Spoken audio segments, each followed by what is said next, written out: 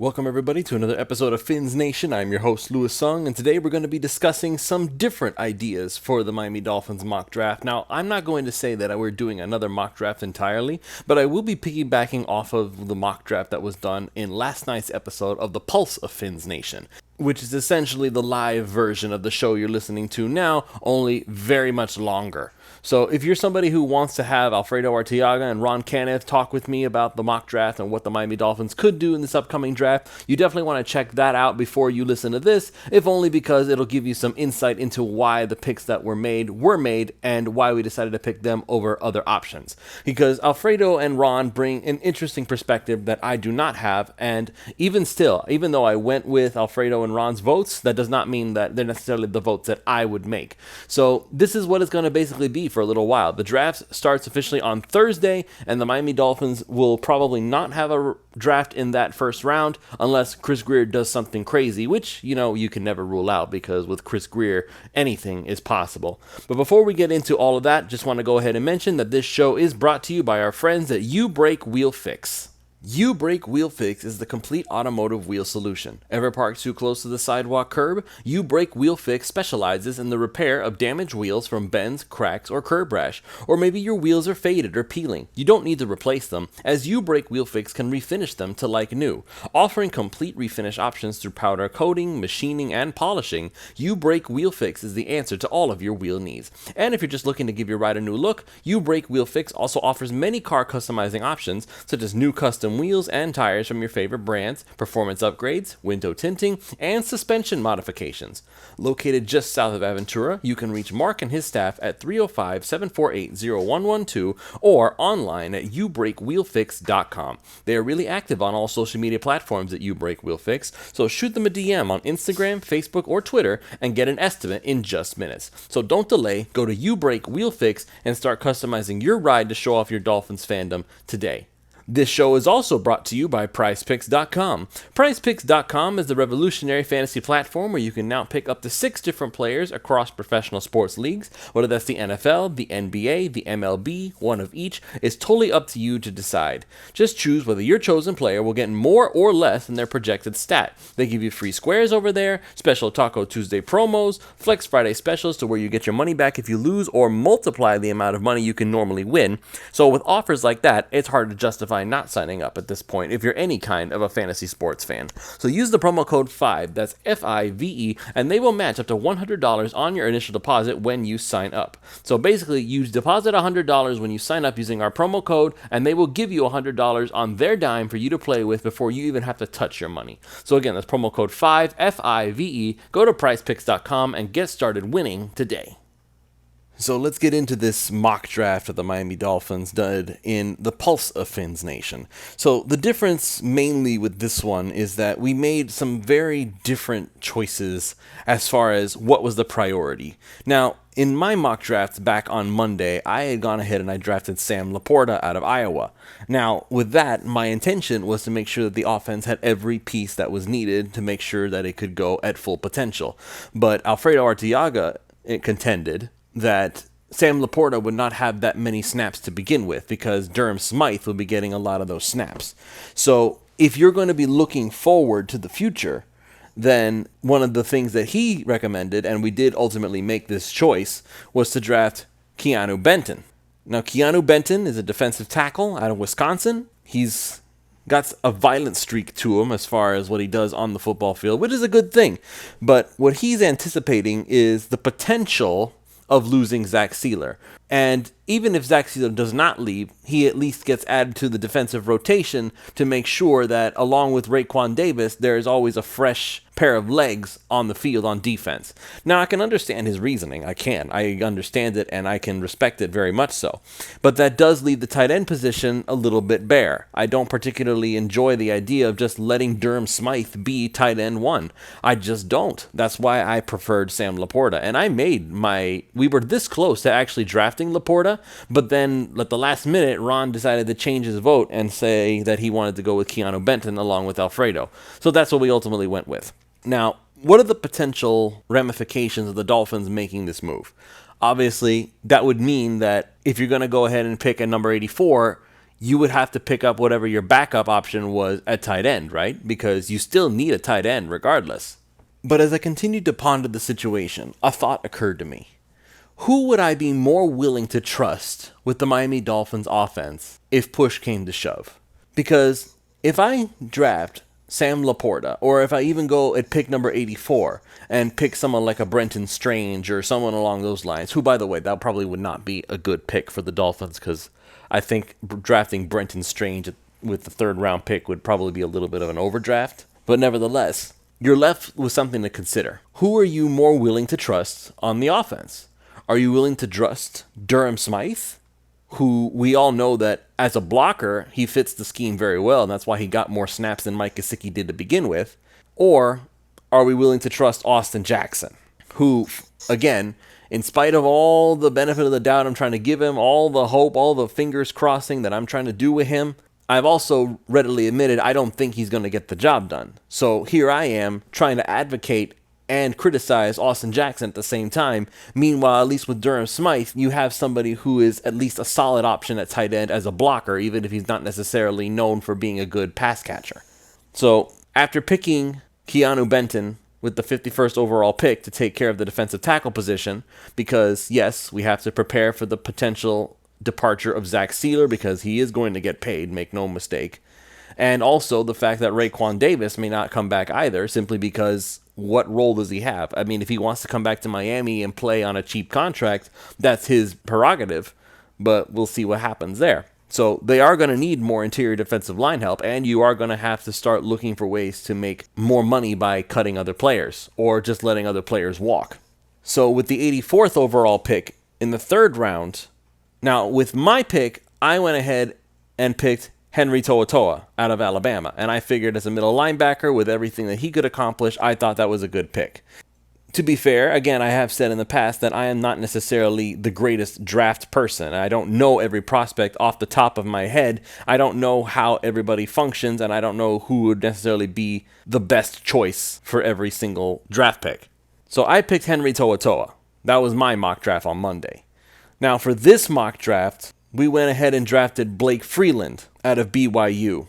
So just for everybody to kind of have an understanding of what we went through, the mock draft simulator we did for the Pulse of Fins Nation was the Pro Football Focus one.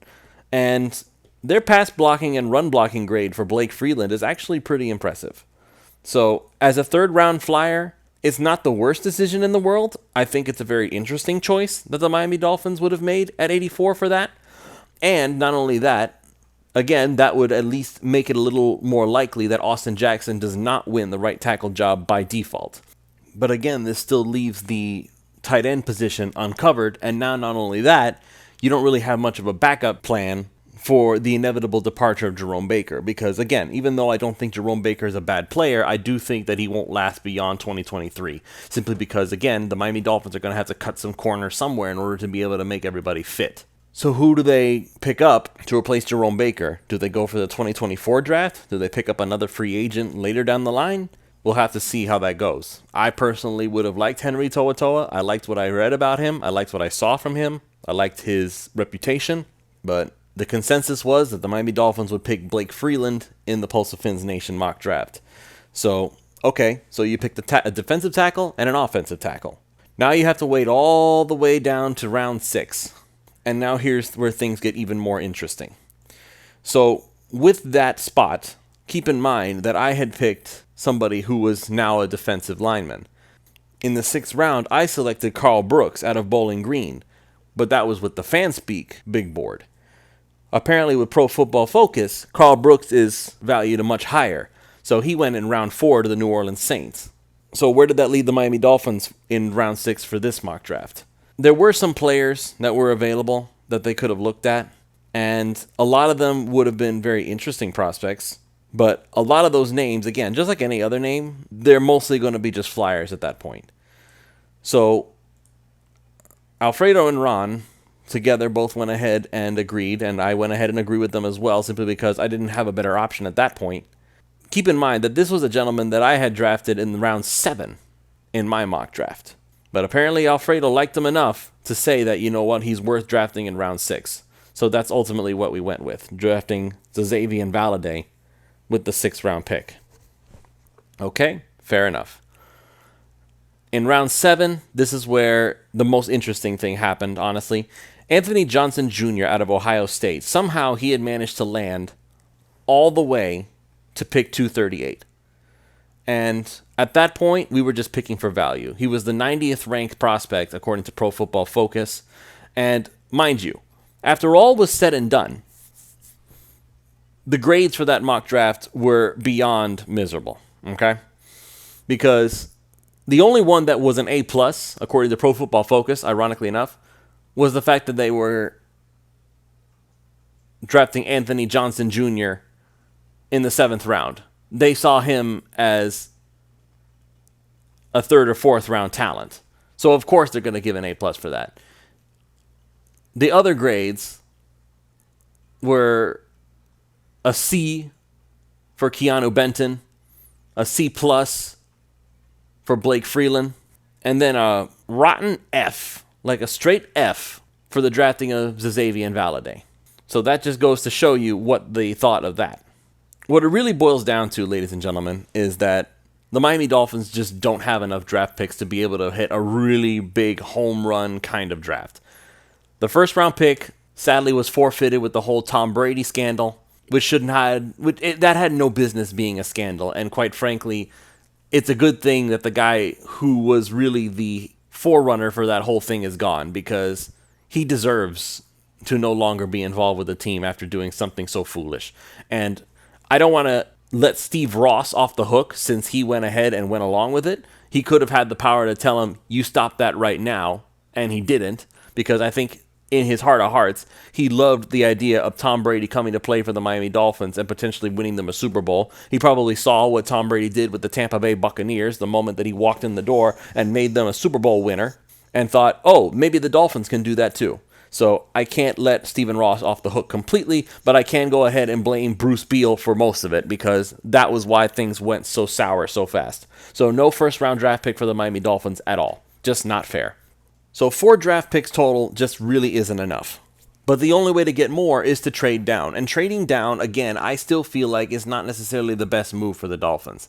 However, that being said, if the Miami Dolphins were to go this route, because in many cases, my mock draft on Monday tried to focus a lot on best player available. Sam Laporta, at the time, was the best player available on that board. It wasn't Keanu Benton that everybody would have been clamoring for. It would have been that tight end out of Iowa. And he would be good, don't get me wrong. Even Alfredo said that the safest pick would have been Sam Laporta, because he has a lot of talent. He's fantastic. But Alfredo was looking bigger picture and trying to look towards the future. Granted, so was I, but from a different perspective. So you all can decide for yourselves who you feel was more correct. Obviously, I'm still biased towards Sam Laporta, but I do have a deep respect for Alfredo Arteaga and the work that he puts in. I also have a deep respect for my good friend Ron, who has been my co-host throughout all of these Pulse of Fins Nation and for many of the shows that I've done throughout the years. I tend to listen to them when they say things, because they know football too. And when it comes to the draft, I tend to listen to Alf even more because, as I've said many times before, I am not a draft expert. My best time is when the season is going and when training camp is on. That's when I can really start to contribute the most. But I still love these Dolphins, and I will still do my own research and my own homework on a lot of these guys. So that's why I keep looking, and that's why I keep trying to figure out what would be the best course of action. I still feel like picking up Sam Laporta would give the Miami Dolphins an excellent way of making sure that the tight end position is covered for the next several years. As much as I like Durham Smythe as a blocker, and as much as I respect the work that he's put in, I don't see him as a long-term starter at that position when you can find somebody who's potentially so much better and can hold down the fort for a much longer extended period of time. And as far as the linebacker position goes, in this version of the mock draft for Pulse of Fins Nation with Alf and Ron, there was no linebacker taken. So now you're basically pushing off the need for linebacker to 2024 instead of actually picking up a dude who can basically do it all. But on the other hand, you instead picked up a guy who could potentially start at right tackle over Austin Jackson, which would keep Tua safe and keep the Dolphins' Super Bowl aspirations safe as well. So I'll let you all be the judge. Do you like my mock draft from Monday better? Or do you like the mock draft that was done on Pulse of Fins Nation better? You guys can decide for yourselves. I'm going to go ahead and call it here. Thank you all so much for joining me. If you haven't already done so, make sure you go to prizepicks.com. They're the revolutionary fantasy platform where you can now pick up to 6 different players across professional sports leagues to really get yourself set up for victory and big time wins. Use the promo code 5, that's FIVE, and they will match up to $100 on your initial deposit when you sign up. So again, they're just giving you $100 right out of their pocket when you go in and deposit $100 when you sign up using our promo code. Again, that's prizepicks.com. Use the promo code 5. And if you have any needs to upgrade your ride, go to YouBrake Wheel Fix. They can help repair your wheels so that you don't have to throw them out if they've been all messed up. And you can get yourself performance upgrades, tinted windows, suspension modifications, or if you just want to make your car look like the ultimate Miami Dolphins ride, you can just call Mark and his staff at 305-748-0112 or online at youbrakewheelfix.com. Shoot them a DM on Instagram or Facebook or Twitter and get an estimate in just minutes. Go to youbrakewheelfix.com. Thank you all so much for joining us, and we will see you all next time for even more Fins Nation.